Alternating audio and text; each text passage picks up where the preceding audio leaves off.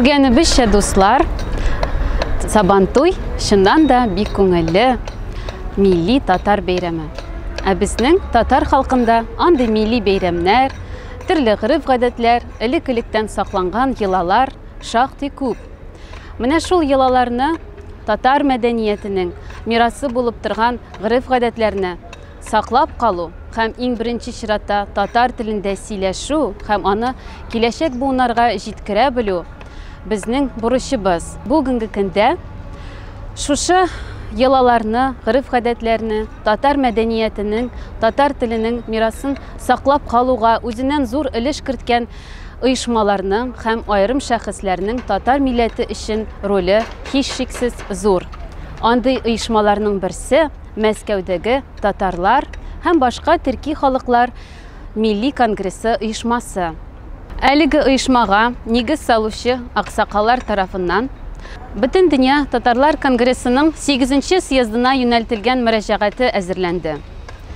Һәм менә бу мөрәҗәгатьтә яктыртылган пунктлар, андагы кагыйдәләр Бөтен дөнья татарлар конгрессының съезды резолюциясендә кабул ителәчәгенә, аларның киләчәктә тормышка ашырылуына өметләнә һәм ышана. Әлеге мөрәҗәгать нигезендә нинди пунктлар ята икән? Менә хәзер шуның белән сезне якынрак таныштырып үтәм. Әлеге проект татарлар һәм башка төрки халыклар милли конгрессы оешмасының күп еллык тырышлык нәтиҗәсе. Һәм шуңа да бу мөрәҗәгатьтә яктыртылган пунктлар барысы да төгәл итеп уйлап эшләнгән, әзерләнгән. Проект нигезендә башкалабызда һәм илнең төрле төбәкләрендә оештырылган очрашулар, уздырылган әңгәмәләр, бәхәсләр, бәйрәмнәр, кичәләр дә проект әзерләүгә этәргеч булды. Шулай ук өлкәннәр, яшьләр һәм балаларның телгә, милләткә мөнәсәбәтләре һәм гомумән аларның шигыльләре, кызыксынулары да барысы да өйрәнелгән. Татарлар һәм башка төрки халыклар милли конгрессы оешмасының проекты нигезендә барлыгы 20 пункт ята. Иң беренчесе баланың теле, әни, әти сүзләре белән үз ана телендә ачылырга һәм үз гаиләсендә ана телендә сөйләшергә күнегергә тиеш. Аның өчен нәрсә эшләргә кирәк соң? Хәзерге гаилә тәрбиясе алга киткән җәмгыятьтә яшь балалы аналар өчен махсус клуб яслиләр оештырырга кирәк. Анда сөйләшү, аралашу бары тик татар телендә генә булырга тиеш. Телефон һәм телевизор белән файдаланалар икән, аларда бары тик татар телендәге тапшыруларны үз эченә алган тәрбия сәгатьләре күрсәтелергә тиеш. Андый клуб яслиләр оештыру татар меценатларының үз халкы алдындагы изге бурычы булып саналырга тиеш. Икенче пункт. Телевизорда, телефонда һәм бигрәк тә интернет киңлекләрендә татарча белмәүче татарларны үз туган телләрен өйрәнергә этәрлек махсус тапшырулар булдыру. Татарча тапшырулар өчен вакытны арттыру. Әлбәттә, бу күп вакыт һәм чыгым таләп итә торган эш. Әмма татарның киләчәктә телсез татар булып баруын теләмәсәк, безнең буын моны эшләргә бурычлы. 3нче пункт. Россия Конституциясенең 68нче статьясы 3нче бүлегенә таянып, бакчаларда, балалар бакчаларында милли төркемнәр, ә мәктәпләрдә ана телен ныклап өйрәтү буенча дәресләрдән тыш вакытта түләүсез махсус түгәрәкләр оештыру. Аларга тотылачак чыгым җирле бюджет һәм меценатлар исәбенә булдыру. 4нчесе.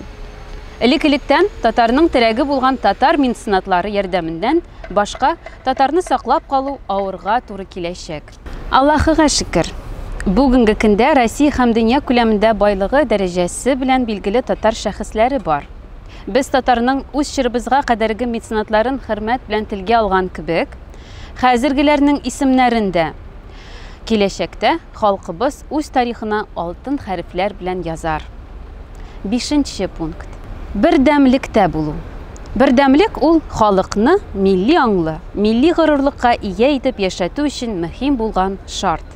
Шуңа да алга таба без бердәмлекне саклап, бер юнәлештә эшләүне тәэмин итәргә бурычлы. 6нчысы. дипломатиягә, ягъни акыл зирәклегенә ия булу. Безнең татар халкы элек-электән зирәклек, яхшы мәгънәдәге акыл хәйләкәрлеге, үткенлек һәм зыялы булуы белән аерылып торган. Бу хәзерге вакытта да һәр кайсыбызга, бигрәк тә төрле формадагы милли оешмаларыбызның лидерларына хас сыйфатларының берсе. Әйе, безнең татарга үз телен, үз сүзен кистереп әйтә белү дә хас. Әмма җәмгыятьтәге вазгыятьне исәпкә алып, акыл зирәклеге белән эш итү сәяси яктан күпкә отышлырак. Шуңа күрә дә дипломатия мәсьәләсен хәл итү бүгенге көндә мөһим. Җиденчесе. Үз татарыңның кадерен белү. Һәрбер авыл, һәрбер район һәм татарлар күпләп яши торган һәрбер шәһәрдә татарларны берләштерә торган авыр чакларында аларга ярдәм кулы суза торган туганлык почмагы дигән җыелу урыны булырга тиеш. Тормышта авыр хәлдә калган, язмыш сынауларына юлыккан, барып киңәш сорар, ярдәм өмет итәр кешесе булмаган татарлар өчен андый туганлык почмагы сулар һавадай кирәк. Бигрәк тә хәзерге һәркем үзен генә кайгырта торган тизлек заманында. Психолог һәм башка белгечләр ярдәмен үз эченә алган туганлык почмагында аралашу мөмкин кадәр татар телендә булырга тиеш. 8нче пункт. Россиядәге һәм чит мәмләкәтләрдәге татар авылларының энциклопедиясын төзү. Бу илебез башкаласында Татарстан һәм чит илләрдә яшәүче татар галимнәре, зыялылары тарафыннан 10-15 елда башкарылып чыгарыла торган олы хезмәт. 9нчысы.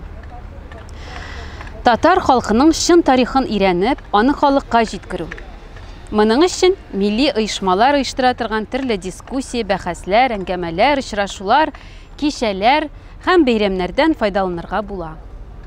Татар кызлары һәм егетләре үз халкының данлы үткән юлын, чын тарихын белергә тиеш. Бары шул чагында гына милләтне милләт буларак яшәтүче алдынгы карашлы шәхесләр итеп тәрбияләп булачак. 10нчысы. Төрки һәм башка халыклар арасында үзенең укымышлылыгы, әдәп әхлаклыгы, тәрбиясе белән аерылып торган татарның үз традицион диненә мөнәсәбәтен үзгәртергә күптән вакыт җитте. Бу мәсьәләдә халыкның үз асыл сыйфатларын, туган телен, милләт сафлыгын, ихтыяр көчен саклап калуда дин, ислам тәрбиясенең әһәмияте бәяләп бетергесез. Шуны истә тотып, мәчетләргә экскурсияләр оештыру, шулай ук яшь балалы гаиләләр өчендә мәчет карамагында ак әби һәм бәби бүлмәләре булдыру бик әйбәт нәтиҗәләр бирер иде. Бигрәк тә бу яшь әниләр өчен балаларны тәрбияләү мәсьәләсендә әйбәт нәтиҗәләр бирергә мөмкин. 11нчесе. Яшьләрне тәрбияле һәм заманча карашлы ватанпәрвәр татарлар итеп тәрбияләү. Бер кемгә дә сер түгел, бүгенге яшьләрнең күбесе үз виртуаль дөньясында яши.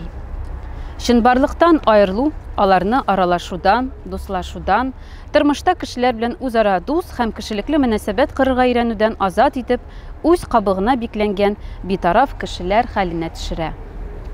Бу хәзерге вакытта иң катлаулы проблемаларның берсе.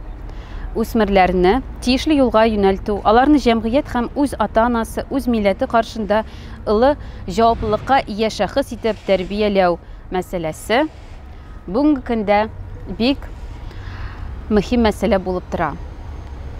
Моны булдыру өчен дәүләт, мәктәп, милли оешма һәм гаилә бергә эш иткәндә генә тәрбия процессында бу чылбырның бөтенлеге сакланганда гына әлеге мәсьәләне уңай хәл итеп була.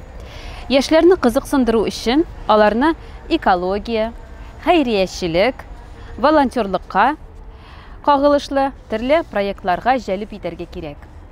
Менә монда инде интернет киңлекләрен тулысынча файдаланырга була.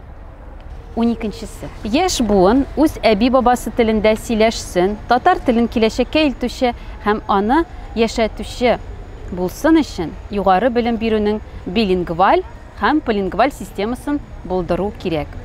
Бу система нәрсәне аңлатасың? Ул берничә телне өйрәнүне күз уңында тота.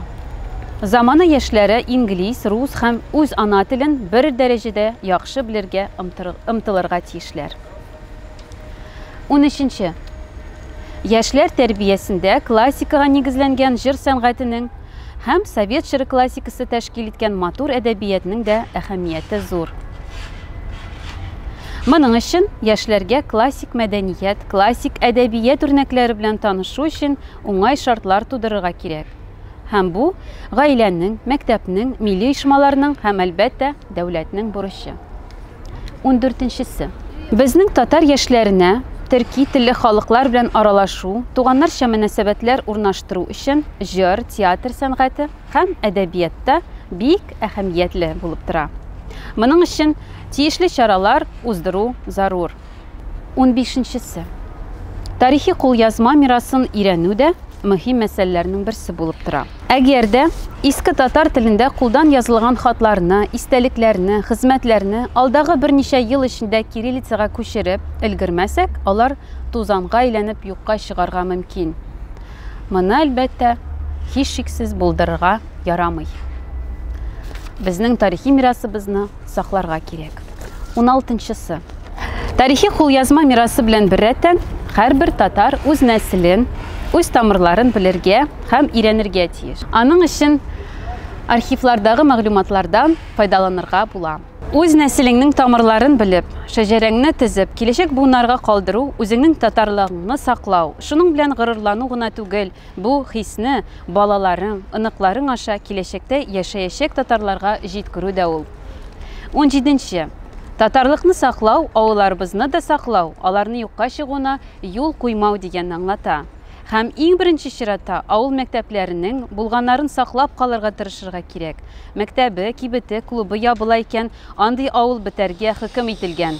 Бары тик авыллар гына татарның гырыф-гадәте, әдәп-әхлаклыгы, мәдәнияте сагында тора. Авыллар гына безне татарның узганына тоташтыра.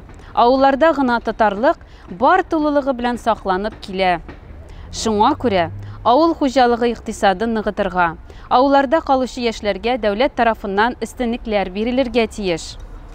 Шуңа да яшьләргә әлбәттә ярдәм итүче программалар булдырырга кирәк. 18-нче. Идеологик яктан көчле йогынтыга ия булган авыл сабантуйларының бетерелүенә юл куймаска кирәк. Татарны дөньяда таныткан бу милли бәйрәм халкыбызның җыр биюләрен, төрле уеннарын, кызыклы ярышларын, татарча көрәшне үз эченә ала. Аны балалар да кичкенәдән күреп үсә, димәк Сабантуй да үзенә күрә бер тәрбия чарасы булып тора. 19-нчы. Татар рухы спортта да чагылыш табырга тиеш. Биредә милли көрәш спорты зур роль алып тора. Шуңа да аны бөтен дөньяга таныту, популярлаштыру мөһим. Безнең татар көрәше чыннан да бөтен дөньяга танылган спорт төре. 20-нче. Татарның узган тарихын, сәнгатен, әдәбиятен һәм хәзерге тормышын һәр яклы яктыртуда интернет киңлекләрен мөмкин кадәр куллану. Бу дөньядагы халыкларны татарлар белән таныштыру, үзебезнең барлыгыбызны, биек халык дәвамчылары икәнебезне танытуда. Шулай ук җир йөзенең теләсә кайсы почмагындагы татарлар белән бик тиз арада элемтәгә керү, үзара аралашу, уртак проблемаларны бергәләп хәл итү чарасы да булып тора. Интернет киңлекләре көннән-көн ныграк таралып, замананың төп аралашу чарасы урынын алып тора. Инглиз, татар, рус телләрен бердәй кулланып, үз татарлыгыбызны һәр уңышы, һәр яңалыгы белән интернетта уртаклашу зарур. Татарлар һәм башка төрки халыклар милли конгрессы оешмасының төп максаты яшьләрдә, татар яшьләрендә үз милләтенә, тарихына, гырыф-гадәтләренә, туган теленә карата горурлык хисләрен уяту. Аларны һәр нәрсәгә тырышлык куеп яшәргә өйрәтү һәм үз халкына ихтирам, татар мәдәниятенә мәхәббәт хисләрен тудыру. Буларны тормышка ашыру өчен татарлар һәм башка төрки халыклар милли конгрессы оешмасы тарафыннан ел сайын күп төрле чаралар уздырыла. Һәрбер шундый чараны булдыру өчен зур тырышлык куела. Күп төрле мәкаләләр языла, фильмнар төшерелә, танылган татар шәхесләре белән очрашулар уздырыла, милли бәйрәмнәр үткәрелә, активистлар җәлеп ителә, биредә яшьләрдә патриотик рух, милли аң тәрбияләнә. Аеруча зур роль ислам динен яктыртуга багышлана. Моның өчен изге Рамазан аенда ифтар кичәләре үткәрелә хәзрәтләр чакырыла, дини һәм тормышчан вәгазьләр укыла. Бигрәк тә яшьләргә кирәкле белемнәр, аң һәм ахлак тәрбиясе бирелә. Тулайым алганда, бу оешма эшчәнлеген, тырышлыгын санап бетергесез. Шуңа да проектта яктыртылган 20 пунктны тормышка ашыру безнең өчен бик мөһим эш булып тора. Һәм аны булдыру мөмкин булачагына без ышанабыз һәм сезне дә шул эшчәнлеккә чакырабыз. Тыңлауыгыз өчен рәхмәт, дуслар.